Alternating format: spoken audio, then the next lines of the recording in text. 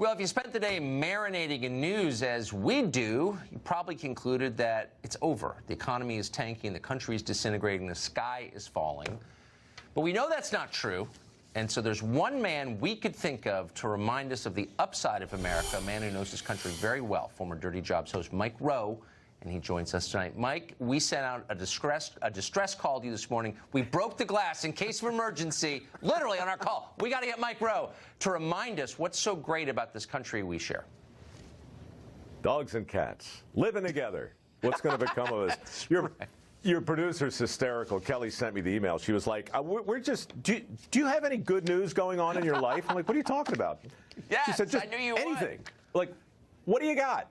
Exactly. And I'm like, well, you know, I got this show called Returning the Favor that has absolutely steeped me in bloody do-gooderism for the last year and a half. I spend my weeks now, I'm not kidding you, I know you know this, but I fly all around the country meeting people who are slightly better than you and me, figuring out what makes them tick, giving them a surprise to allow them to continue doing whatever altruistic thing they've been doing that makes me feel small and them look huge. And they cry and we laugh. And then I go to the next place.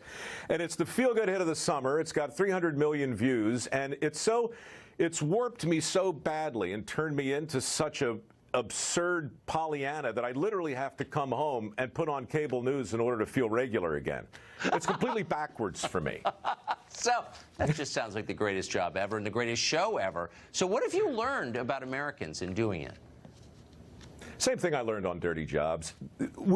Look, fundamentally, we're still united more than we're divided. You're not going to find it in your news feed, and you're not going to find it on cable, unfortunately. Yeah. But work, you know, the work that we do, the stuff we do for money, you know, Dirty Jobs is still on. It's been on 15 years. Never once do you hear the words Republican, Democrat, ISIS, riot. You might hear hurricane if we're down doing a cleanup or something, but nobody talks about any of that stuff in real life. And on Returning the Favor, it's the same thing. Oh, my God, that's my baby picture. That's so weird. We essentially highlight decency the same way we used to highlight work. It was really just an experiment. We wanted to prove beyond a shadow of a doubt that the country still was full of people who woke up and went out to make their community a better place. And now, my news feed, I'm not kidding, it is literally overrun with people saying, you got to meet my brother, my uncle, my cousin, my sister, my mom. You got to meet my neighbor. Wait do you see what they do? So, look, for what it's worth, we're going to be okay. And if we had social media back in the day, I mean, pick your favorite century. If we were reporting on the state of things today, the way they existed once upon a time, it'd be enough to depress a hyena. Are you kidding me? We're living, this is the absolute best time to be alive, ever. Any food you want can be delivered to your door. You can fly across the country in a steel tube. Any song you want, all the information in the world is right here. It's accessible. It's not as bad as you think. So the one question I have and the one worry that I have is related to it. I've always loved about America that Americans are kind to strangers. Are they still? Yeah.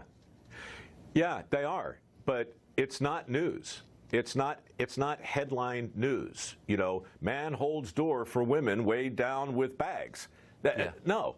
There's, you know, look, manners is maybe back on its heels a little bit anymore. I don't know why people don't stand anymore when women walk in the room, but these are little things. Fundamentally, I think we're the same basic species we've always been. Look, just 20 minutes ago, I narrated the foreword to my mom's book. My mom, at 80 years of age, has written a book about optimism. And it's literally flying off the shelves. I'm so proud of her because 2 weeks ago on Barnes & Noble, Fear, Bob Woodward's book, was #1. She actually eclipsed it for a couple of hours. For a couple of hours, hope trumped fear. I know that feeling. Mike Rowe, you have cheered us up, as always, as we knew you would, and we're grateful for it.